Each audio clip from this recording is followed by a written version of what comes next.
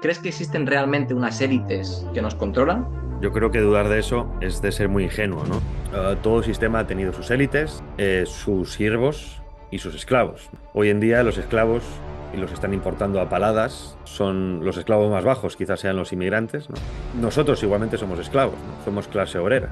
¿Qué es el gran reseteo? Es una transformación radical del sistema en el que vivimos a nivel global, basándose en dos patas, que es cambio climático y el género. La Agenda 2030 es un plan para acceder a ese gran reseteo. Con la moneda digital se acabó la libertad económica, es decir, ya van a saber qué compras y qué no compras y por qué lo compras constantemente.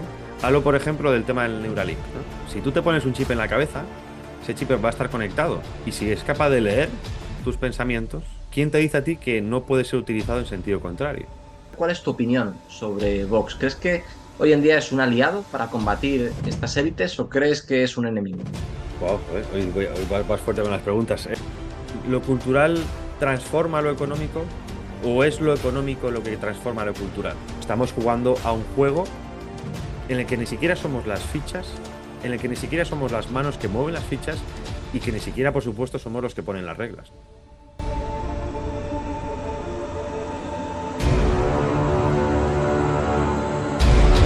Javier Villamor, ¿qué tal? ¿Cómo estás? Encantado, un placer. Muchísimas gracias por la invitación.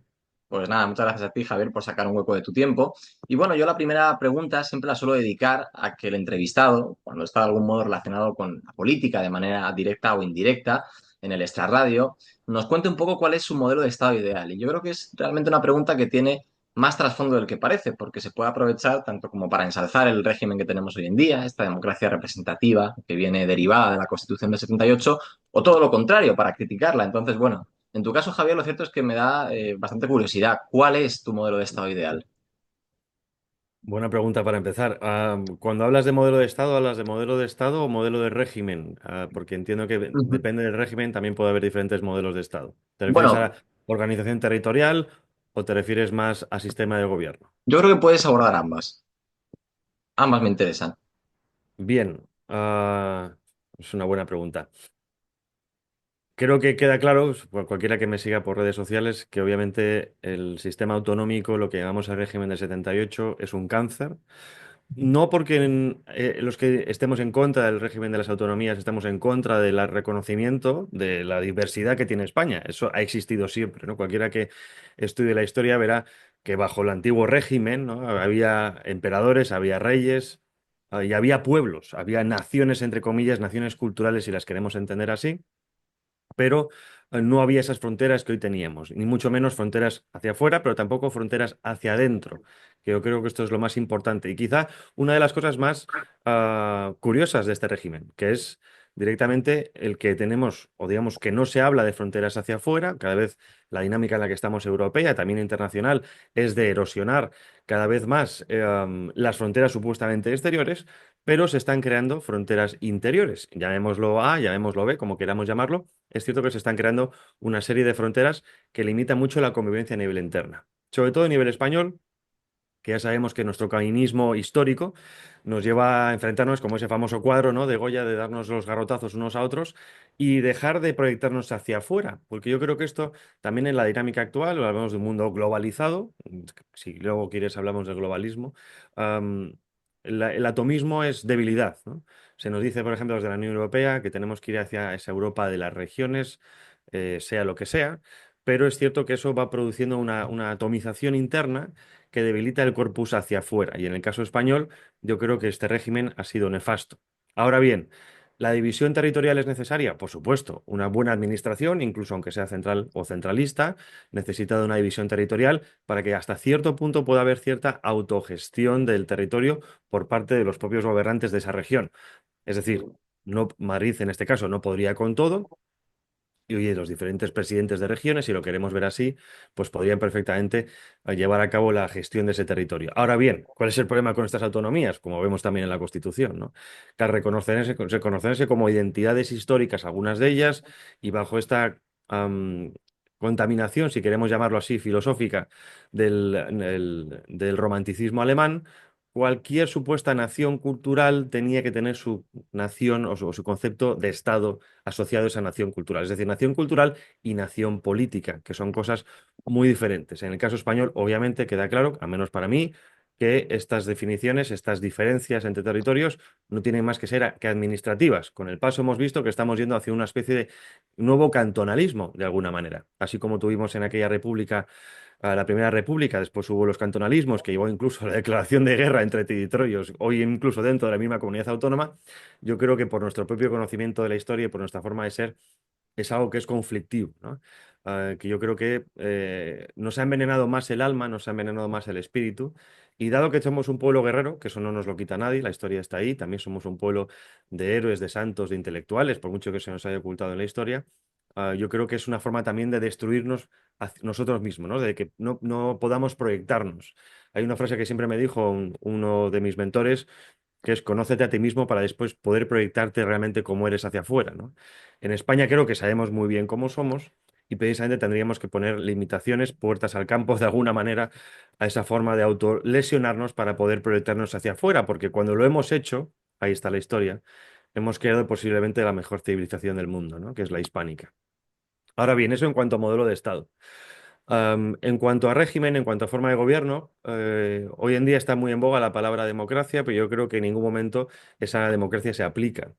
Hace un tiempo leí un libro muy interesante que es Contra las elecciones, precisamente en defensa de la democracia, que lo recomiendo a todo el mundo, el que leí era de la editorial Taurus, si no me equivoco, un libro de mano muy facilito de llevar, en la que él preconizaba, este autor, diciendo que cogiendo el clasicismo, cogiendo la versión clásica de lo que es la democracia, tendríamos que separar completamente lo que es la gestión del Estado de lo que son los partidos. Él no abogaba porque hubiera partidos y creo que los partidos, aunque estén para quedarse, eso nadie lo puede negar, como hablamos desde un punto de vista idealista, sí que me gustaría que pudiéramos, que los puestos de poder o digamos los más evidentes puestos de poder de la gestión del Estado estuvieran libres de elección partitocrática.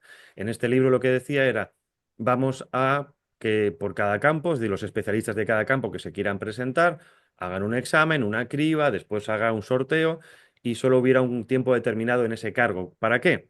Para que esa persona, además bien remunerada por dinero público, esto es así para evitar la corrupción, solo pudiera estar un tiempo determinado, no tuviera intereses de parte y después marcharse. Esto evita que la propia dinámica de las elecciones genere lo que son las oligarquías, la ley de hierro de la oligarquía, muy bien explicada también a lo largo de la historia. Lo que hace es que cualquier sistema de gobierno genera una oligarquía que a su vez genera un enquistamiento de una nueva oligarquía, etcétera, etcétera, etcétera. Por lo tanto, yo creo que a nivel ideal, lo ideal sería que al menos la gestión española, la gestión de nuestro país, pudiera quedar quizá en manos de ese ciudadano.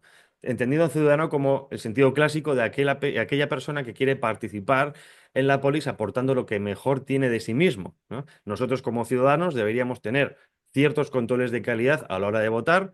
Yo ahí sí que no soy partidario del voto universal, no porque no considere que todo el mundo no tenga que votar, sino porque considero que votar es una responsabilidad, es un derecho y es una responsabilidad para nuestros conciudadanos. Es decir, que yo, poniendo un papelito en una urna, también soy responsable de lo que pase, que aquí muchas veces votamos, seas al PSOE, al PP, a quien quieras votar, y te desentiendes, primero porque estás obligado a desentenderte, porque el propio sistema de listas cerradas hace que tú estés dando un voto a un grupo que va a hacer exactamente lo que quiera con ese voto, porque además no debe a ninguna obligación y no hay responsabilidad en ninguna de sus actos.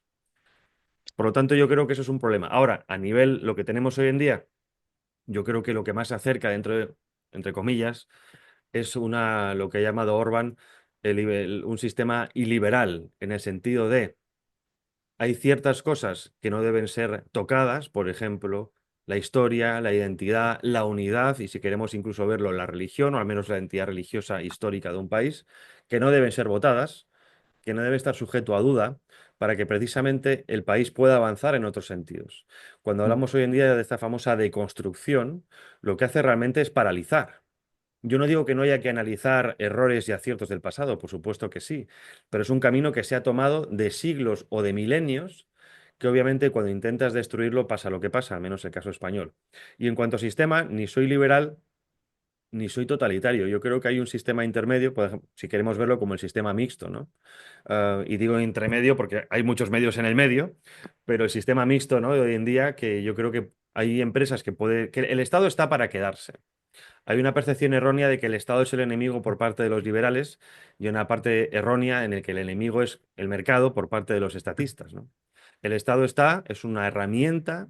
Cuando hoy se habla, no es que el Estado español, no, no, el Estado son instituciones y son personas. El Estado español no existe realmente como una entidad, digamos, física en sí misma, ¿no? O sea, no es una persona pensante, es una entidad hecha, instituciones, personas que trabajan. Entonces, por lo tanto, el problema no es el Estado. El problema son las personas que conforman el Estado y que trabajan en el Estado, la mentalidad, el ethos mismo, el espíritu de ese Estado, ¿no? Y hay una parte que tiene que ser, entiendo, pública, el Estado está para quedarse, en concepción, por ejemplo, muy diferente de la norteamericana, de que el liberalismo, el Estado es el enemigo por definición, nosotros los europeos, por historia, o al menos unos cuantos de nosotros lo vemos muy diferente, y creo que tiene que haber una partición pública de la economía y del bien común. Repito, si el Estado fuera gobernado por personas capaces. Y lo mismo pasa con el mercado. Esta mentalidad o esta forma de entender el mercado como una especie de libertad absoluta en la que supuestamente se regularía solo, creo que también es una visión infantil que además ha quedado desmontada por la historia. El mercado no se regula solo. De hecho, pez grande come pez pequeño, ¿no? El problema que tenemos hoy en día del globalismo en parte nace en los 80 con la liberación o digamos la desregulación de Reagan y Thatcher, que ha permitido que grandes empresas tengan un mayor capital y un infinito poder superior al de muchos estados, ¿no? El ejemplo es el tratado del TTIP, que se canceló hace unos cuantos años, gracias a Dios, pero que en principio por aquel entonces Estados Unidos quería poder llevar a la Corte Internacional de la Haya a cualquier país que no permitiera la implantación de alguna de sus empresas. Por lo tanto, ahí vemos cómo la soberanía nacional está completamente dañada. No sé si te he respondido completamente, pero creo que más o menos queda un poco, no tanto lo que me gustaría, porque ya te digo, hay cosas que se pueden y no se Claro. pueden, sino lo que idealmente ojalá pudiera ser, ¿no? Históricamente España, ¿qué es? Ha sido una monarquía. Hoy tenemos una monarquía parlamentaria.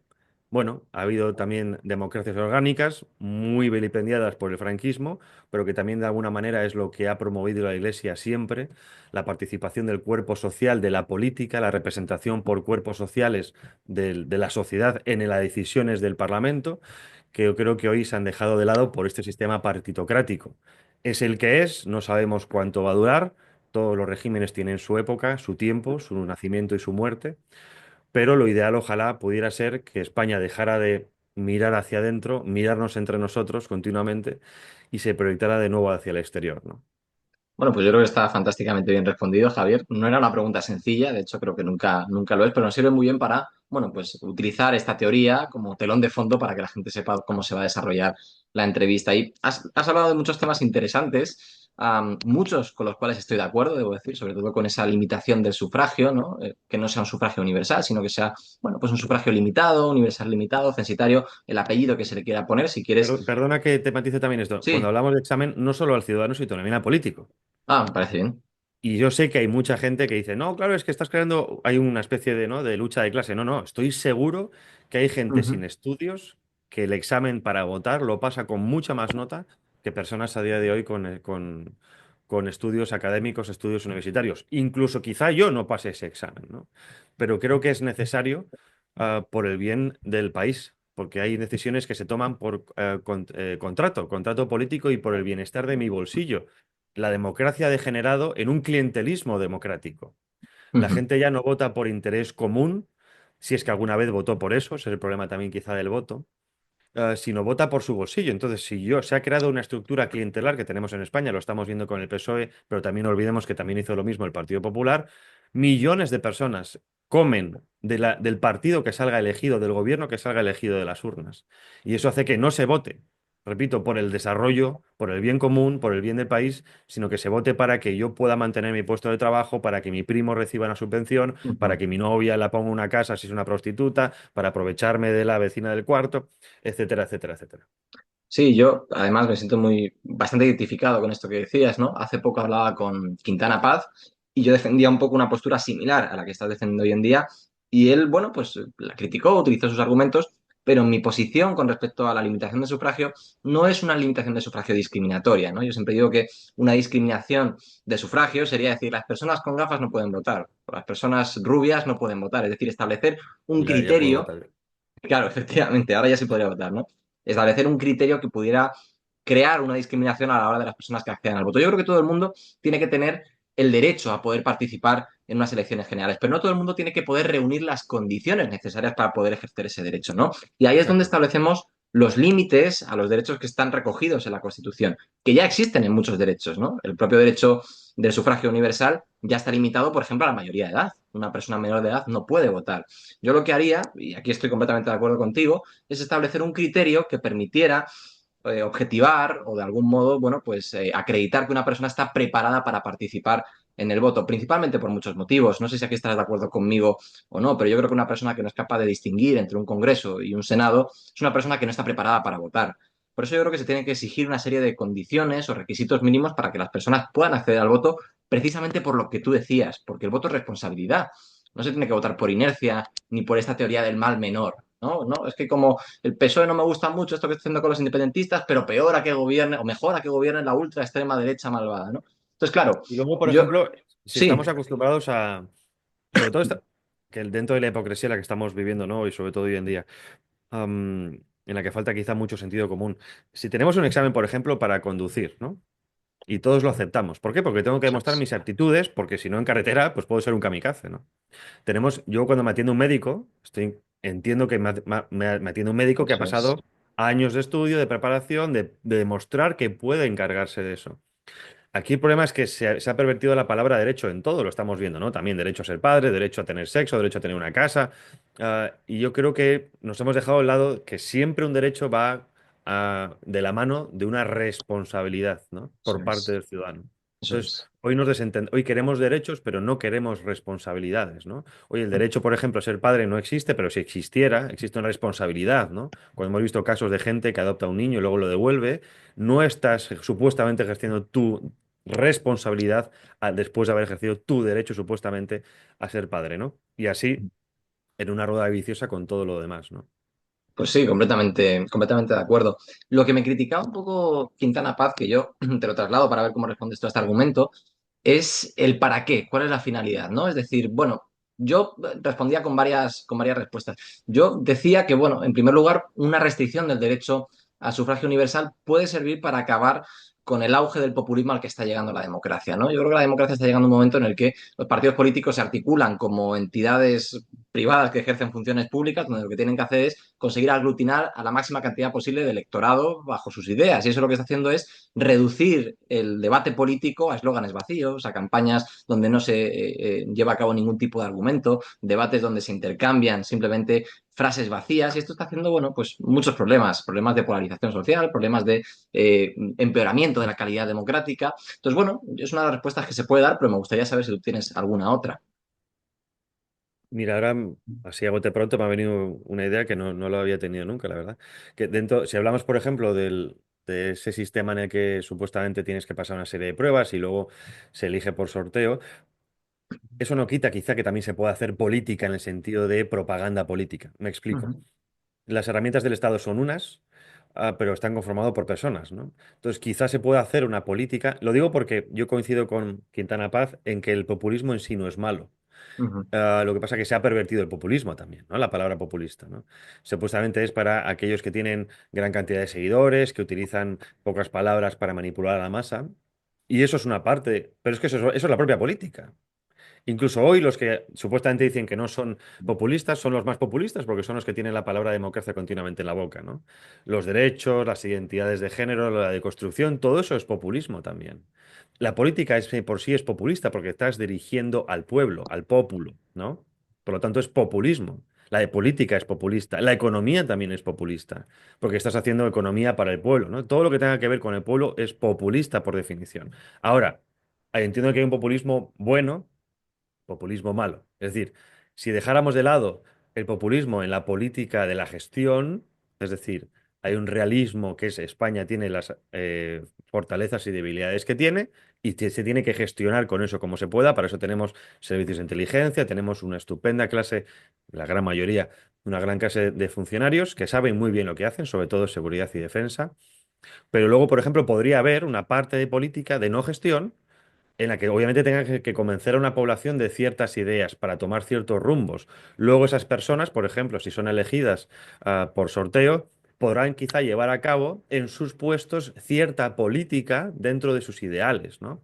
Por ejemplo, si yo quiero ser juez y me toca ser juez por sorteo y de repente soy un juez pro vida, pues quizá puedo hacer una política dentro de mi hacer profesional más enfocado a lo pro vida.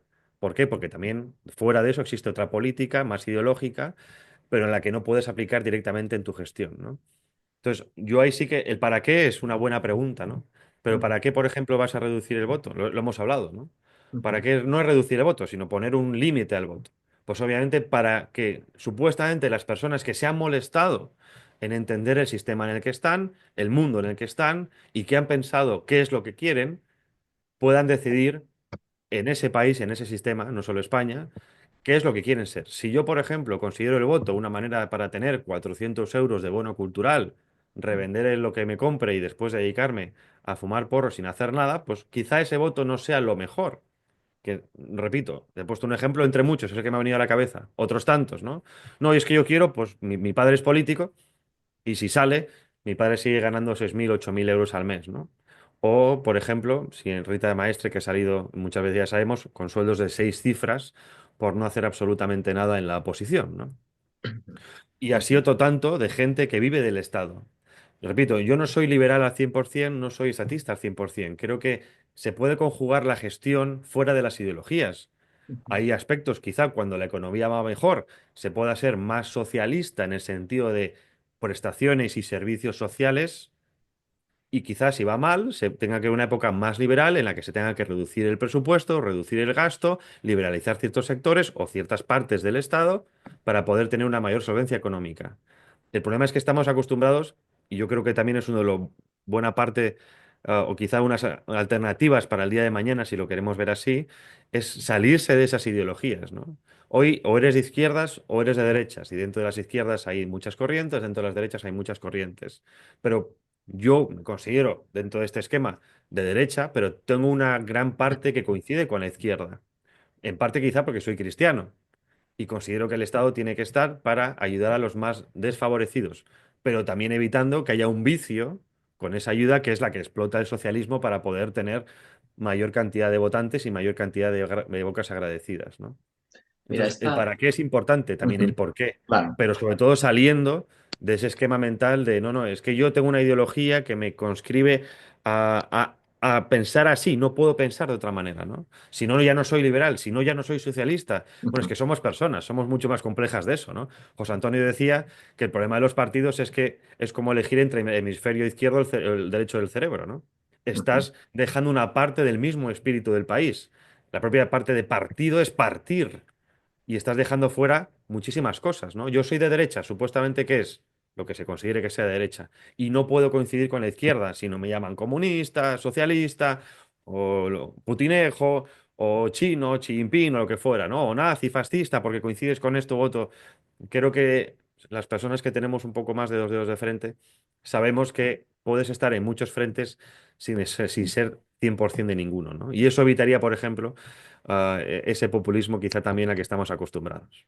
Bueno, pues de nuevo vuelvo a estar de acuerdo. Y de hecho, esta última dicotomía a la que hacías alusión, ¿no? Una dicotomía clásica en el debate económico, pero también ideológico entre estatismo y liberalismo, creo que está en parte relacionado con algo que le escuché el otro día a Miguel Ors, ¿no? Un periodista de The Objective, que decía que en los últimos años, quizá producto también de los efectos del globalismo, que tiende muchas veces a establecer una homogeneización de las culturas y unas pautas Ujú. comunes, estamos viendo sobre todo en la política española, pero también incluso en la política de los principales países occidentales, una convergencia en el ámbito económico entre los dos lados de la ideología, ¿no? Entre la izquierda y la derecha. La izquierda, de algún modo, acepta la existencia del mercado y la derecha acepta la existencia de lo que se ha llamado siempre el estado del bienestar, ¿no? Por tanto, claro, si existe esa convergencia en cuanto a lo económico, los votos y el electorado se reparten en función de los criterios ideológicos. Y aquí es donde entramos en la verdadera batalla que se está viviendo en el siglo XXI, en mi opinión, que es la batalla cultural, la batalla de lo woke contra lo que no es woke, ¿no? Por tanto, bueno, para empezar a abordar un poco este tema, que yo sé que es bastante denso y creo que es un tema en el que te estás especializado, interesado, me gustaría preguntarte si crees que hoy en día la batalla cultural se está debatiendo incluso con más fuerza que la batalla entre lo que tradicionalmente ha sido la izquierda y la derecha. ¿Crees realmente que hoy en día lo más importante es la batalla entre lo woke y lo no woke? Me encanta cómo has entrado en el tema, pero creo que es algo fundamental para entender también el mundo en el que estamos, ¿no? Hay un libro que es La extraña muerte del marxismo, de un escritor judío conservador, Paul Edward Gottfried. Lo recomiendo. Es un libro muy pequeñito, pero muy denso, muy denso. Y él razona, por ejemplo, ¿no? Cuando dice la extraña muerte del marxismo. ¿Y cómo muere? Cuando muere, o digamos, termina el Imperio Soviético, la izquierda se tiene que redefinir. Y la izquierda, de alguna manera, acepta lo que tú decías, ciertos postulados del estado del bienestar dentro de un sistema capitalista de mercado y se dedica exclusivamente a temas culturales, morales, ¿no? Cuando hablamos de Gramsci, por ejemplo, Ujú. que yo creo que es el gran vencedor quizá de la política útil dentro del análisis marxista, ¿no? Aunque Marx hace un estupendo análisis fallido en algunos elementos, pero yo creo que es una buena crítica al sistema capitalista, acertó en su momento en muchas cosas, luego que luego el sistema ya es metacapitalista, está más allá de la lógica propia, ¿no? Sobre todo con Reagan precisamente cuando se rompe ese patrón oro y ya no existe el capitalismo asociado a metales, sino que es el capitalismo financiero de hoy en día que ya está completamente fuera del análisis de Marx, ¿no? O sea, el análisis de Marx llega hasta quizá la segunda mitad o la primera mitad del siglo XX. Y lo que dicen es precisamente que cómo esa izquierda se recicla, luego aparte con postulados, por ejemplo, de Ernest Laclau o Chantal Mouffe, con ese radicalismo democrático de la destrucción de las identidades tradicionales, creación de nuevas identidades y creación de una narrativa que pueda articular esas identidades, incluso sabiendo que son incluso opuestas entre sí. Por eso vemos, por ejemplo, cómo hoy en día hay supuestamente marxistas y a la vez gays o LGTB que llevan una camiseta del Che Guevara con la bandera LGTB, ¿no? Estas incoherencias absolutas se expresan bajo, o al menos lo explica muy bien este autor, de porque ha aceptado ciertos postulados del estado del bienestar. Entonces ya no se enfoca en una revolución en sí misma, ¿no? Yo creo que esto también es algo que yo creo que ayuda mucho, o al menos a mí me ha ayudado mucho a entender que vivimos en un sistema único. A pesar de que nos ofrecen una alternativa, supuestamente un abanico de cartas a elegir, realmente el sistema es único. Porque mientras no se haga una propuesta radical de cambio del sistema económico, por ejemplo, no estás creando un sistema alternativo. Estás creando o estás modificando la capa superficial del sistema, que en este caso, si quieres, como la batalla es cultural, lo podemos hablar de una batalla cultural, moral o religiosa, ¿no? Pero de fondo no hay un cambio, no hay una revolución, ¿no? No hay un sistema. El comunismo era un sistema diferente al capitalista, aunque los dos históricamente también han representado las dos caras de la misma moneda, ¿no? Uno es capitalismo de mercado y otro es capitalismo de Estado. Los dos llevan hacia un totalitarismo de la economía. En el caso del mercado es el mercado por encima del Estado. El estado del marxismo, del comunismo, es el Estado por encima del mercado. Pero la dinámica es la misma. Y de hecho, cualquiera que mire más allá de los libros históricos a los que estamos habituados, entenderá que hay muchas conexiones entre los dos sistemas y que pervivieron de alguna manera, de manera simbiótica, necesitándose entre sí mutuamente para la pervivencia casi de los dos sistemas, ¿no? Más luego ya, bueno, participantes de unos y otros y de cómo se ayudaron en la Segunda Guerra Mundial y lo que vino después, etcétera, etcétera. El caso es que la batalla cultural es importante, pero para mí la batalla también es otra, ¿no? Que es lo que hablábamos antes. Si se plasma realmente un cambio, el cambio cultural, pues te permitirá, por ejemplo, que no es poco, no estoy diciendo que no sea necesario, un cambio cultural a día de hoy nos permitiría quizá volver a un estado normal de las cosas, en el que la gente quiera paz, trabajar, tener una familia, poder tener un desarrollo personal, un desarrollo laboral, económico y vivir relativamente en paz, dejándote en paz el sistema, ¿no? Eso no es moco de pavo, ¿no? O sea, quizá volver a eso, no sé qué años tienes tú, pero los que vivimos, por ejemplo, en los años 80, 90, quizá volver a eso sea muy complicado, ¿no? En el que había cierto optimismo por el futuro, apenas había inmigración, seguridad en la calle, poder salir, los padres no sabían dónde estabas, pero sabían que ibas a llegar o había confianza en que llegaras, no teníamos la conexión constante que tenemos hoy, tampoco teníamos estas oportunidades. El mundo era otro. Y quizá podríamos volver a eso dentro de la batalla cultural con las ventajas que el sistema también ha ofrecido hoy en día, porque sin equívoco que el sistema también ofrece ventajas, ¿no? Ahora bien, no hay una batalla económica. Incluso el único estado que quedaba, que era China, ya lo abandonó. Y de hecho China, si nos fijamos, es el estado fascista por antonomasia. Yo sé que a muchos les chocará, ¿no? Porque ven hoces y martillos, pero realmente es un estado fascista. Es el Estado fascista que nunca o que se intentó implantar en Europa y se implantó, pero después con las guerras mundiales desaparecieron, que por cierto fue un sistema que únicamente fue vencido militarmente, nunca social y económicamente, Y más o menos le está ocurriendo lo mismo a China. China es un capitalismo, digamos, entre comillas, de mercado, dirigido por el Estado. Hay empresas champion, las que se llaman champions, las empresas internacionales de control masivo, o sea, de los más potentes, que están participadas y controladas por el Estado, pero luego hay cierta libertad también o cierta apertura para que las pequeñas o medianas empresas puedan tener su propio campo de acción en el país, ¿no? Eso es fascismo. No digo que sea ni bueno ni malo, es el fascismo. O sea, el Estado en participación con la empresa privada dirigida por el Estado en este caso, ¿no? Y yo creo que, por ejemplo, eso ya no propone, porque si ya la único que quedaba, que era el socialismo asiático de manos de China, ha caído en una lógica capitalista de mercado, hasta cierto punto, am, obviamente ya no hay una alternativa, ya no existe nada en la Tierra que se salga de esa alternativa económica. Por lo tanto, solo nos queda la batalla cultural y quizá a través de la batalla cultural, si es que se cambia, se pueda proponer un nuevo sistema económico. La Iglesia tuvo durante cientos de años una propuesta económica muy clara, que es el corporativismo, pasado después, de alguna manera, a nivel político, sobre todo por Mussolini en Italia, a lo que era el fascismo. Lo que pasa que, en este caso, controlado por el Estado y no con la Iglesia dentro del Estado, ¿no? Y por lo tanto, creo que es importante, pero volvemos a lo mismo, ¿no? ¿Lo cultural transforma lo económico o es lo económico lo que transforma lo cultural? Es decir, ¿estamos dando la batalla con una luz al final del túnel o estamos dando la batalla en una cámara de vacío? Lo digo porque, por ejemplo, el caso de Elon Musk hoy en día, ¿no? Dejando fuera que obviamente es un fuera de serie, es un figura y que quizá ha creado ciertos espacios de libertad. Si nos paramos a pensar, sobre todo desde el punto de vista más o menos quizá de derecha, está avanzando en una agenda que supuestamente corresponde o que correspondía en parte a la izquierda, o que tiene incluso defensa por parte de la izquierda, y que incluso es una agenda de revolución antropológica. Por ejemplo, ¿quién fue que creó la revolución o quien promovió el coche eléctrico principalmente en el mundo? Tesla. ¿Quién es el que acaba de aprobar unos robots que van hacia la robotización absoluta de nuestras sociedades? Tesla. ¿Quién es el que está creando, por ejemplo, o el que ha inventado el chip neuronal, Neuralink, ¿no? Que podamos manejar dispositivos en nuestro entorno solo con el pensamiento telepático? Mm, Tesla, ¿no? Bueno, en este caso hablamos de Elon Musk otra vez, ¿no? Elon Musk ha conseguido también batalla, guerra espacial, ¿no? Es decir, es a través de Elon Musk, un supuesto outsider, digo supuesto porque no lo es, si no, no sería multimillonario, es el que está avanzando en una agenda que si quizá hubiera venido por multimillonarios de izquierdas, jamás se hubiera aceptado. Pero como viene por un supuesto multimillonario de derecha, la gente lo está comprando. Nos encanta ver el robo de Tesla. Es maravilloso. Es cierto que para algunas cosas será muy bueno. Pero ahí ya entramos en el transhumanismo más absoluto. Y esto culturalmente es una batalla que supuestamente se está dando por los antiglobalistas, pero que a su vez están comprando el mensaje de Elon Musk.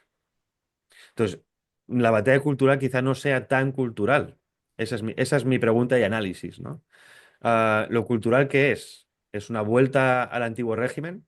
¿Es una vuelta a una predominancia de la religión en la sociedad? ¿Qué cambio cultural queremos hacer? Porque cuando la agenda avanza, nosotros rompemos y volamos puentes con lo que previamente teníamos, ¿no? Pongo el ejemplo del toreo, ¿no? Es un ejemplo muy salido, pero para que lo entendamos, ¿no? El toreo, te guste o no, es lo último que queda de conexión con el mundo antiguo. Es el hombre frente a la bestia. Y poco a poco esos elementos van desapareciendo, ¿no? Cuando alguien dice, oye, yo en algunos puntos me considero tradicionalista, pero sé que esa tradición que intento rescatar o que intento vivir es una tradición sobre un papel que intento acomodarla a un mundo en el que no acepta el tradicionalismo, por lo tanto, culturalmente no existe. O al menos no tiene una traslación real en la sociedad. Es algo que yo intento vivir para mí. Pero la batalla cultural se da en unas capas que no controlamos y que también nos guían, ¿no? Por ejemplo, también Donald Trump. Donald Trump es batalla cultural si gana. Bueno, volvemos a lo mismo. Estamos en política de mínimos. Podrá reducir cierto punto el aborto o no, porque ya dijo en algunas cosas que estaba muy a favor. Podrá beneficiar hasta cierto punto de la soberanía o no, porque también fijémonos lo que ha hecho fuera. Reconoció la soberanía de Marruecos sobre el Sáhara y no la española. etcétera, etcétera, etcétera, ¿no? Entonces yo creo que son muchos juegos de espejos en los que obviamente si te paras a pensar mucho, pues quizá no hagas nada. Yo con esto no estoy diciendo que no haya que hacer nada, hay que hacerlo. Pero cuidado también con el entusiasmo pensando que estás en una especie de barco revolucionario cuando estamos jugando a un juego en el que ni siquiera somos las fichas, en el que ni siquiera somos las manos que mueven las fichas y que ni siquiera, por supuesto, somos los que ponen las reglas, ¿no? Este debate que teníamos, Javier, ¿no? Sobre el globalismo, la cultura woke y la batalla cultural, me parece muy interesante porque creo que hasta cierto punto, incluso, bueno, es algo que ya reconocías antes, creo que tenéis bastantes cosas en común, personas que en lo ideológico os consideráis conservadores, como entiendo que te consideras tú, con personas que sin embargo se consideran progresistas, ¿no? Porque claro, yo también he entrevistado a mucha gente del ámbito de la izquierda y de pensadores que en algún momento pues, han estado vinculados a Podemos o a otros partidos de izquierda en nuestro país y ellos ubican como uno de los principales problemas en nuestra sociedad la existencia de unas élites. Lo que pasa es que ellos ubican el problema en las élites económicas, es decir, aquellos que, sin haber sido elegidos por nadie, tienen más poder sobre la realidad social de los ciudadanos que las personas que han sido elegidas, ¿no? Pues esta teoría de los fondos buitre, de los BlackRock, de las grandes empresas, del top 10 Forbes en España, ¿no? Y luego también me encuentro con que hay personas conservadoras, es decir, de un eje político que podríamos considerar casi diametralmente opuesto, que sostenéis también que hay una especie de problema porque existen élites. Lo que pasa es que vosotros lo enfocáis desde un punto de vista distinto, ¿no? Es decir, sí, también le dais importancia al problema del capital, pero por ejemplo hay muchas personas, no sé si es tu caso, que establecen una correlación entre el dinero y las élites judío-masónicas o las élites judías, ¿no? Que siempre son las personas que suelen estar detrás de los principales fondos de inversión o fondos buitre, ¿no? BlackRock se nos puede venir a la cabeza, etcétera. Por tanto, yo la pregunta que te hago es, ¿crees que existen realmente unas élites que nos controlan? Sí, eso no ha quedado, vamos, yo creo que dudar de eso es de ser muy ingenuo, ¿no? Y que nadie se sienta ofendido si realmente piensan que el sistema, que lo que estamos viendo son cosas fortuitas, ¿no? Am, bueno, creo que tienes diferentes análisis. Por ejemplo, es cierto que existen las élites existen, ¿no? Cualquiera que existe el rastreo, que siga el rastreo, por ejemplo, de las élites romanas hasta hoy en día, hablamos de los patricios, después hablamos de Venecia, hablamos de la nobleza negra, hablamos de los clasificadores de los bancos, los que fueron los prestamistas, hablamos de los Rothschild, los Baruch, Rockefeller, que es cierto que muchos de ellos coinciden en que son judíos, ¿no? Yo no sé si podríamos, eh, no sé si es bueno solo referirnos a ellos como judíos cuando hablamos de las élites, porque es cierto que luego hay otros miembros que no son solo judíos, pero es cierto que muchos sí, en el caso sobre todo de los más poderosos, ¿no? Y sobre todo yo creo que mucha gente también erra cuando habla de las élites en el sentido de si solo son los fondos buitre, los fondos BlackRock y demás, ¿no? Yo soy de la opinión de los que verdaderamente ricos nunca aparecen en las listas Forbes, ¿no? Y no todos serán judíos, otros sí, otros no. Es decir, yo creo que eso, sobre todo porque te hace centrarte en un punto en el que quizá te haga perder una visión mucho más amplia de las cosas, ¿no? Y obviamente luego hay que entender que todo sistema es un sistema estratificado. Todo sistema ha tenido sus élites y las tendrá, sus siervos y sus esclavos, ¿no? Hoy en día los esclavos, y los están importando a paladas, son los esclavos más bajos, quizás sean los inmigrantes, ¿no? Los que se utilizan como mano de obra para otros tantos fines de dudosa legitimidad. Nosotros igualmente somos esclavos, ¿no? Somos clase obrera. Yo, aunque no creo completamente en las teorías marxistas, repito, sí que es cierto que la dialéctica existe y es una dialéctica de clases. Y no solo lo decimos unos cuantos, sino el mismo Warren Buffett, esa famosa frase que decía, ¿no? La lucha de clases existe y los ricos la estamos ganando, ¿no? Y también yo creo que explica muy bien los pasos que se están dando hoy en día de una construcción de un nuevo mundo. Cuando hablamos de la cuarta revolución industrial, por ejemplo, que habla Klaus Schwab del Foro Económico Mundial, cuando habla del transhumanismo del mundo al que estamos yendo, o de esta super prevalencia de las empresas sobre los estados, claramente es una lucha de clases, ¿no? Porque estamos viendo cómo una clase de súper ricos está queriendo eliminar nuestra libertad más básica. Libertad de alimentación, libertad de expresión, libertad de movilidad, libertad de elección, libertad de pensamiento, libertad de trabajo. Ah, y eso solo se entiende bajo una dialéctica de clases, ¿no? Y no lo quería ver así hace unos años, ¿eh? Pero me acuerdo que un amigo que trabaja en temas de inversión me decía, mira, tío, he estado en muchas reuniones y te puedo asegurar que los más poderosos siempre dicen como que de alguna manera esto del sistema ha generado demasiado bienestar.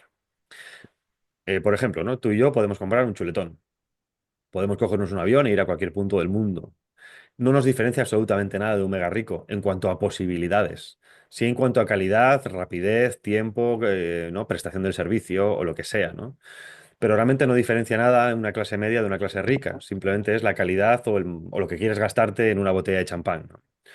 Y eso ha generado esa tensión de clase, ¿no? Es decir, un sistema de desarrollo, el sistema capitalista generó un gran desarrollo, eso es cierto, pero cuando, por ejemplo, dicen que el sistema capitalista ha muerto, que la globalización ha muerto, lo que te está diciendo es que el bienestar general ha muerto, que lo que estamos haciendo es una construcción de una regionalización de los sistemas, una regionalización de las cadenas de suministro. Por ejemplo, estamos viendo cómo se está reorganizando después de la guerra a Irak, ¿no? La necesidad, por ejemplo, ahora que tiene la Unión Europea de regionalizar sus sistemas de avituallamiento, sus sistemas de recursos, etcétera, etcétera.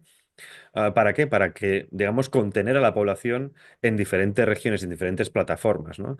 Tú hablabas de que coincidíamos y había vasos comunicantes entre izquierdas y derechas, y yo creo que es cierto. Hay Ujú. que entender que hay una derecha y una izquierda sistémica. En este caso lo hemos hablado basado simplemente en unas reformas culturales. La izquierda, por ejemplo, Podemos, cualquiera que piense que son revolucionarios, lo siento, que coja la puerta y se marche, porque precisamente lo que hacen son modificaciones que el sistema tendría que hacer, pero que solo puede hacer por la izquierda, que apuntala al sistema. La política de Podemos no es contrasistema, es sistema. La política de Yolanda Díaz no es antisistema, es sistema. Si no, se irían, por ejemplo, a ver a Xi Jinping, si acaso. Pero ¿dónde se van? Se van a ver a los demócratas a Estados Unidos. Se van de vacaciones a Nueva York con nuestros impuestos, ¿no? Y por mucho puño en alto, que si comunistas, jajaja, son los comunistas que hablaba este autor, ¿no? Los comunistas que se dicen comunistas, pero que son el sistema, porque a través de, no es cuestión ahora de hablar de ello, pero a través de una serie de años, de décadas de deconstrucción de nuestra mentalidad occidental, ahora la élite es comunista, pero que vive como Dios, nunca mejor dicho, ¿no? Siempre lo hicieron, pero en este caso se vive muy bien en el lado occidental, ¿no? Mejor que en Rusia, supongo.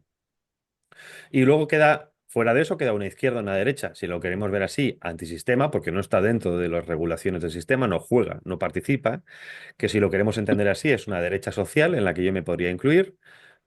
Y una izquierda patriótica, una izquierda nacional, en la que, por ejemplo, tenemos a esa escuela de Gustavo Bueno, representada, por ejemplo, entre ah, el Santiago Santiago Armesilla, Mesillas, sí. Pedro Insúa y otros tantos, ¿no? Que aunque son comunistas, y lo dicen abiertamente, y me parece muy bien que lo sean, son comunistas de los de antes. Es decir, yo, a menos con Santiago Armesilla, que por cierto le entrevisté en mi programa este pasado fin de semana, Ujú. me puedo entender muy bien. No porque coincidamos en muchos análisis, que no lo hacemos. Primero, porque nos respetamos. Segundo, porque cuando hablamos de una mesa, los dos entendemos que la mesa es una realidad objetiva, tangente, material. Y luego discutiremos si la mesa se hace bajo un sistema socialista, fascista, de capitalista de mercado, lo que tú quieras. Pero la mesa es la mesa. Y estamos entendiendo unas realidades mucho más allá de la que los sistemas y medios de comunicación mainstream nos permiten entender, ¿no? Intentamos hablar o analizar la geopolítica desde un punto de vista realista, que aunque yo obviamente como creyente no solo soy materialista en lo tangente, sino que además tengo obviamente, ¿no? Creo en ciertas cosas que no son tangentes, eso nos separa en ciertos análisis o al menos en ciertas soluciones sociales. Pero en cuanto a análisis de la realidad coincidimos plenamente. Ujú. Y eso hace, por ejemplo, que exista, por eso el sistema también se obsesiona en crear separaciones, ¿no? En que supuestamente somos una cosa, somos otra, pero lo estamos viendo, al menos en el caso español, ¿no? ¿Qué batalla cultural da cuando veo ese tuit de las nuevas generaciones de Madrid que dice, estamos dando la batalla cultural y la estamos ganando? ¿Qué batalla cultural hace el Partido Popular? Absolutamente ninguna. Es lo mismo que el Partido Socialista. No hay diferenciación ninguna entre los dos partidos. Levemente hay algo de política o de política impositiva, ¿no? De política económica o de impuestos. Levemente. Pero en la práctica es exactamente lo mismo. Y esto, si nos fijamos, lo puedes trasladar a todos los sistemas occidentales. Absolutamente todos. Que es el sistema que se creó bajo el paraguas de Estados Unidos, que es la democracia parlamentaria y supuestamente el libre mercado. Y en todos los países donde, si te fijas, occidentales, hay un bipartidismo completo en el que los dos partidos en los últimos años son exactamente lo mismo. Y están naciendo, hay oportunidades de crecimiento para lo que si queremos entender las nuevas derechas y las nuevas izquierdas, ¿no? Que la izquierda que era nueva ya no es nueva. Hablamos de Podemos, ¿no? Es vieja izquierda. Hay nuevas izquierdas con planteamientos quizá más clásicos, pero que dicen, oiga, yo como izquierda aunque sea comunista, hablo por ejemplo de Santiago, otros tantos, no creo en el derecho a de autodeterminación, no Ujú, creo en la autodeterminación de género, estoy en contra de la inmigración porque realmente es una lucha contra la clase obrera nacional y llegamos a más o menos mismas conclusiones desde diferentes puntos de vista. Luego repito que las soluciones quizás sean muy diferentes para algunas cosas, ¿no? Y eso yo creo que es un halo de, no sé, una ventana de oportunidad, si lo queremos ver así, para que al menos podamos trabajar para un futuro común mejor, ¿no? Si lo queremos ver en ujú. términos militares, que siempre me encanta, la trinchera estamos muy gente de su padre y de su madre, pero son mis camaradas de trinchera. Hagamos la guerra, ganemos la guerra y luego ya haremos la revolución, ¿no? Si es que toca hacer revolución. Hablo en términos metafóricos, ¿no? Ajá. Pero gana una guerra, cambia lo que tengas que cambiar y luego ya discutiréis sobre ciertas cosas, ¿no? Lo que están haciendo continuamente mucha gente es una revolución constante, ¿no? Ahí lo explicaba también muy bien las identidades líquidas, ¿no? Todo el sistema de todo es líquido, nada es constante. Ujú. Hoy en día aceptas una cosa y mañana ya no existe, porque te están moviendo constantemente para que tú nunca puedas tener nada a lo que aferrarte. Es realmente perverso, pero realmente inteligente. Fíjate, ahora que estamos hablando del tema de la globalización, hay un concepto que tú has mencionado en muchas intervenciones y creo que es, bueno, que tiene algo que ver con esto que estamos comentando, ¿no? Es el concepto del gran reseteo. A mí es algo que me cuesta entender y que me parece una idea interesante, así que directamente te lanzo la pregunta y te doy pie para que respondas. ¿Qué es el gran reseteo? En parte lo hemos contestado ya durante esta charla. Ujú, Grosso modo, el Gran STO lo que se plasma por el Foro Económico Mundial precisamente es una transformación radical del sistema en el que vivimos a nivel global, basándose en dos patas, que es cambio climático y el género. El género más moral y como cambio climático realmente como la palanca de cambio, ¿no? Es decir, vienen a decir que está el mundo, el globo, la Tierra, está enfrentando unas crisis que a nivel exclusivamente nacional, los estados-nación, no pueden hacer frente. Y también ponen el ejemplo, por ejemplo, del bicho que tuvimos hace unos años. ujú, Y por lo tanto siempre justifican todo para una gobernanza global, ¿no? Es decir, por lo tanto, el gran seteo es como, digamos, la destrucción controlada, ¿no? De ciertas patas del sistema que hemos vivido en los últimos años para poder resetear y construir sobre eso algo nuevo, pero sin perder el control. Por eso hablan de reseteo, no de revolución. Pero en ujú, el fondo es una gran revolución. Es una revolución antropológica, es una revolución económica y es una revolución política, que más o menos lo estamos viendo. No, no destruyes la superestructura en términos marxistas, la mantienes, solo que has hecho una revolución previa de trabajo de años que es antropológica, cultural, social, religiosa, ¿no? Para que ujú, la gente acepte eso como algo positivo. Y luego hay un concepto también importante cuando habla de esa, basado también en lo que llama, lo que he nombrado antes, la cuarta revolución industrial, que según los textos del Foro Económico Mundial no es otra cosa, y digo que no es otra cosa por ponerlo entre comillas, que el transhumanismo, porque dice que es la fusión entre entidades biológicas, dispositivos electrónicos y tecnología. Es decir, se habla de la fusión, sí, es transhumanismo, ¿no? Que por transhumanismo se entiende la supuestamente concepción de la mejora del ser humano a través de la incorporación física de elementos digitales, ¿no? Por ejemplo, todo el tema de Neuralink, que lo hemos hablado antes, todo el tema de una especie de Terminator, ¿no? De Cyborg, que indudablemente va a tener una mejora para muchísimas personas, ¿no? Por ejemplo, personas que no puedan andar, que tengan ujú, su exoesqueleto que les ayude a eso. Indudablemente hay un montón de cosas buenas, pero echa la ley, echa la trampa, ¿no? Así como nos dieron un teléfono y fue una maravilla, a la vez el teléfono es nuestro espía constante, ¿no? Y más o menos algo parecerá con el tema del transhumanismo. Una vez estemos conectados, ¿quién te dice a ti que todo tu pensamiento, todo lo que tú eres incluso ya no está siendo teledirigido por fuera? Hablo, por ejemplo, del tema del Neuralink, ¿no? Si tú te pones un chip en la cabeza, ese chip va a estar conectado. Y si es capaz de leer tus pensamientos, ¿quién te dice a ti que no puede ser utilizado en sentido contrario? Es decir, el chip lo que va a hacer va a ser leer la sinapsis neuronal, que es pura energía, es un impulso electromagnético, eléctrico, perdón, que será leído por ese chip y transformado en ceros y unos, ¿no? En lectura digital. Si yo puedo transformar un impulso en ceros y unos, ¿Por qué no puedo transformar ceros y unos en un impulso? Por lo tanto, ojo con esto, repito, ¿no? Cuando estemos enchufados es una transformación brutal. Y ese es el gran reseteo, Ujú. muy grosso modo, ¿no?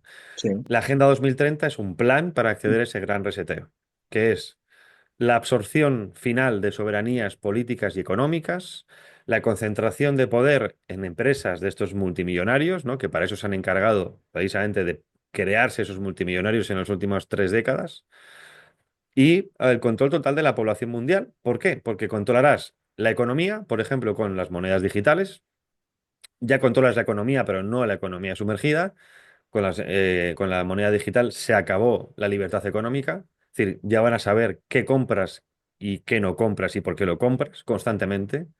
Yo no quiero que nadie sepa por qué libro compro en metálico si puedo hacerlo, ¿no? Pero va a permitirse que se lea todo eso. Va a ser el control alimenticio a través, por ejemplo, de no comerás carne, pero vas a comer carne sintética. No vas a comer ciertas cosas, pero vas a comer gusanos, ¿no? Hay un control de la cadena de suministro alimenticia. Y luego, por supuesto, y uno de los más importantes es el control energético, que por eso también la obsesión de la prohibición de ciertas energías para poder partirnos las piernas para que después nos vendan la solución. Te pongo un Ujú. ejemplo. Bill Gates, en su libro de cómo combatir el cambio climático, en ningún momento habla de las energías nucleares. Dice que, la solución es otra. Pero ¿por qué no habla de ello? Bueno, quizá porque él es uno de los principales inversores en desarrollo de mini reactores nucleares. Si tiene una inversión en los reactores nucleares, ¿por qué no habla de ello? Bueno, quizá porque dentro de unos años sea la solución al problema energético que están creando y se van a hacer absolutamente de oro. Ya lo son, pero volvemos a lo mismo. Hay que entender esto, por eso me río de los liberales, con cariño, porque piensan que no hay una manipulación del mercado. Y como a través del estudio, por ejemplo, de Soros, que llevo ya 10 años y los que quedan espero, te das cuenta de que crea una crisis para beneficiarse económicamente de la crisis. Y esto es históricamente lo que ha pasado en los últimos años en Occidente, en el mundo entero también, pero sobre todo en Occidente. Nos han creado crisis para imponer medidas que de ninguna otra manera hubieran sido posibles. El cambio climático es el enemigo perfecto, así como fue el bicho hace unos años, porque es un amigo omnipresente, omnipotente y prácticamente imposible de combatir. Pero hay que hacer algo, aunque solo seamos como David. Y ese algo es lo que ellos te proponen que hay que hacer, ¿no? Ujú.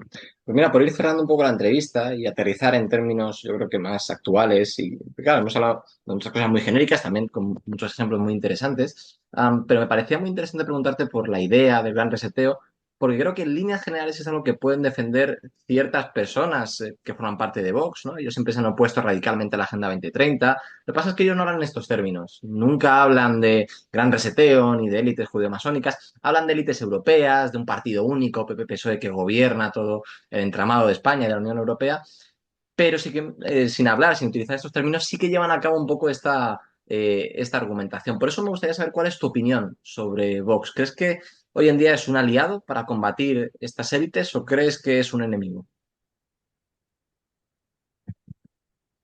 Wow, joder, hoy vas fuerte con las preguntas. No, a ver, si hablamos antes a nivel idealístico de lo Ujú, que debería ser, para mí, entiendo que nada de lo que existe a nivel político ahora mismo es la solución, ¿no?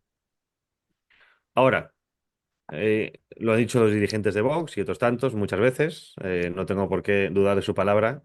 Vox es una herramienta, entiéndase, ¿no? Obviamente yo, tal cual está el mundo, no creo que los partidos actuales sean la solución. Primero porque son parte del mundo, ¿no? Ahora bien, se abren ventanas de oportunidades, repito. Hay dos políticas, política de máximos y política de mínimos. ujú, Los idealistas siempre solo admiten la política de máximos, ujú, y muchas veces nunca llegan a nada. Los realistas entienden que hay una política de mínimos. ujú, Vox creo que es una herramienta que permite que se vayan cumpliendo ciertas políticas de mínimos, o al menos que lo que para nosotros es mínimo, aunque para muchos sea una barbaridad radical, con el tiempo, dentro de esa batalla cultural, puedas mover la ventana de Overton para que la gente empiece a aceptar ciertos postulados, ¿no?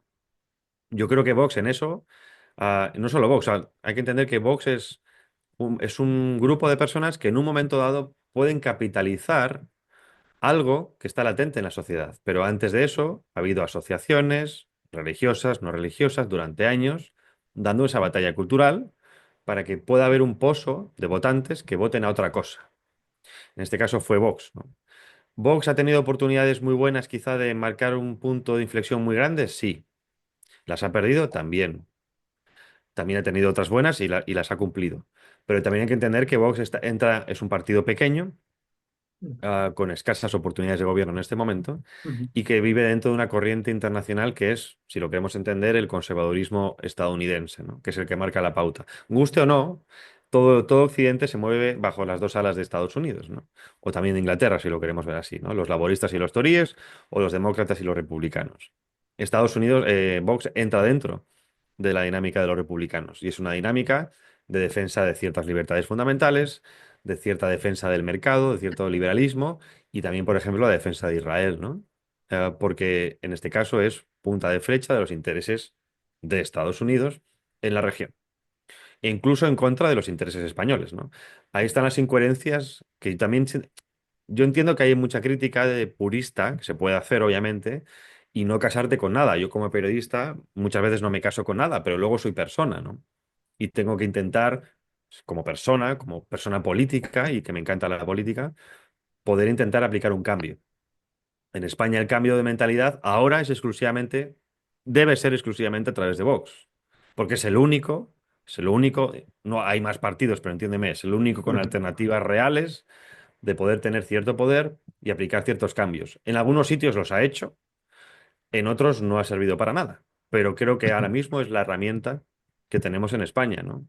Miremos, por ejemplo, también fuera otros países, el FPO, el Freiheitliche Österreich, del que acaba de ganar las elecciones en Austria, el Partido por la Libertad, es un partido que se creó a poco de terminar la Segunda Guerra Mundial, o sea, han tardado mucho tiempo en llegar a primer puesto. ujú, Por eso te decía al principio que el problema principal de España es la división territorial, ¿no? ujú, Tenemos un problema y es que cómo primero solucionamos lo de dentro para después poder preocuparnos de lo de fuera. O sea, para bien o para mal, la política principal en España debería ser enfocada a política nacional, para poder limpiar la cantidad de cuentacolumnistas y de enemigos de España que existen, ¿no? Y por limpiar no me refiero, bueno, dirán muchos, exterminio, no.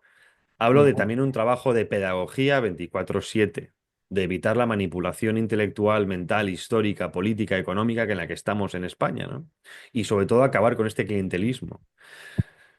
Hay que meter un hachazo al Estado en España, pero de manera total, ¿no? Franco, por ejemplo, que ya sé que a muchos les parece un cáncer, y para muchas cosas quizá también fue un cáncer, ¿no? Pero fue una dictadura, con un Estado mínimo, con un gasto mínimo y con solo un gobierno. No hacían falta 18 gobiernos. Cuando yo explico fuera, porque obviamente también la dinámica en algunos países también es de compartimentación, por ejemplo los Länder alemanes, pero otros países no. Cuando tú explicas que tienes 18 parlamentos, ujú. la gente se queda loca.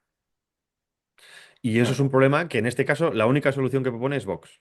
Que es cierto que la destrucción de eso pasa por entrar dentro también. ¿Por qué? Repito, el problema del liberal. No, no, es que si entras tienes que limitar. Sí, si lo controlas. Ujú, Sí, si la sociedad está en un punto intermedio. Pero yo no puedo o no debería eliminar las herramientas que me permite el Estado estando España como está de mentalidad. Porque entonces lo dejo movido hacia la izquierda un 100%. ujú, Por izquierda me refiero no a la izquierda real, no a la de Santiago Armesilla, sino de la izquierda que tenemos, ¿no? ujú, Entonces, por ejemplo, tengo acceso a gobiernos regionales, tengo que hacerme con las herramientas de un gobierno regional, incluso aunque sea un medio de comunicación regional, porque es una herramienta cultural. ujú, Y eso con todo lo que tú te puedas imaginar, ¿no? Y repito, en otros países están haciendo nuevas derechas, más derecha, menos derecha, nuevas oportunidades. Yo creo que Vox ha pasado por un mal momento. Si tiene una oportunidad de gobierno, será de aquí a 8 o 11 años, si la tiene. Y si no, habrá abierto la veda para que ya al menos haya un caldo de votantes. Estamos hablando de 4 millones de personas que en su vida van a volver a votar al Partido Popular. ujú, Y que eso quizá abra la puerta para que haya nuevas transformaciones y políticas diferentes en función del momento. Yo creo que ha abierto al menos una brecha y hay ujú, muchos puntos que tocar, ¿no? Vox tocó muchísimos. De hecho, dentro de Europa es de los pocos que toca todo. Toca género, inmigración, estructura, economía. Pero es cierto que no es un partido revolucionario. No hace falta ahora, ¿no? Ujú. y que dentro de su alma hay mucha gente que tiene un alma más conservadora, menos conservadora, y que está ahí, como todo está ahí. Entonces, el problema de la gente que dice, no, no, es que yo paso de todo esto, está bien, pero hay que cocer o freír los huevos con la sartén que tenemos, ¿no? Pues fíjate que decías que Vox está pasando por un mal momento y lo cierto es que yo no sé si está pasando por un mal momento interno porque desconozco absolutamente la política interna que está dentro de Vox, pero sí que me da la sensación desde fuera que está habiendo un cambio de línea ideológica en el partido de Vox, que estamos viendo principalmente a través de las salidas. De un tiempo a esta parte han caído todas las personas que representaban principalmente lo que se ha considerado el bloque liberal de Vox. Y podemos pensar Pío Salón Montero, Víctor Sánchez Real, Víctor González, Rubén Manso Olivar y un largo etcétera, ¿no? Y hay muchas personas, incluida Macarena Olona, o Jiménez Los Santos, que de un tiempo a esta parte están criticando mucho a Vox porque dicen que este cambio de ideología viene impulsado por algo así como una especie de organización secreta o presuntamente secreta, ¿no? Que se conoce como el Yunque, que es una asociación ultracatólica, con lo cual creo que no debería haber problema, porque oye, que una asociación sea ultracatólica, bueno, pues está dentro de la libre asociación, ¿no? De cada persona. El problema quizá es que estén intentando, creo, no lo sé, porque todo hablamos presuntamente, por supuesto. Creo que el problema es que se esté intentando utilizar una herramienta pública para fines privados, ¿no? Entonces, bueno, yo no sé qué podrás decir al respecto, pero me gustaría preguntarte si crees realmente que esta asociación existe y en caso de que exista, si crees que es peligrosa. Te contesto primero por donde empezaste, porque creo que es importante matizar. Obviamente hay un cambio de mentalidad, ¿no? Hay un cambio de propuesta, pero sobre todo por supervivencia política. Cuando nace Vox, hay que entender que es el PP2. O sea, Vox nace siendo el PP de lo que era hace 20 años el Partido Popular. O sea, cuando dicen extrema derecha, fascismo, o sea, volvemos a lo mismo, ¿no? O sea, cortura, sabemos que es manipulación, eso sí que es populismo, ¿no? Llamar fascista a todo el mundo, o como hace Federico, todos son comunistas, ¿no? Eso es populismo, porque estás mintiendo, ¿no? Sin duda. Am, entonces, Vox nace siendo el PP de antes. Cuando entra mucha gente, obviamente Vox atrae el votante, si queremos llamar la derecha socialista, ¿no? O el franquismo sociológico, si lo queremos entender así.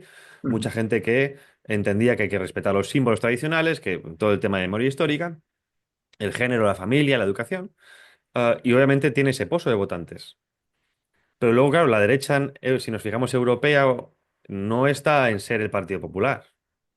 Es mucho más radical lo que es Vox. Vox es radical en cuanto a, digamos, que toca muchas cosas, pero alucináis con lo que hay fuera.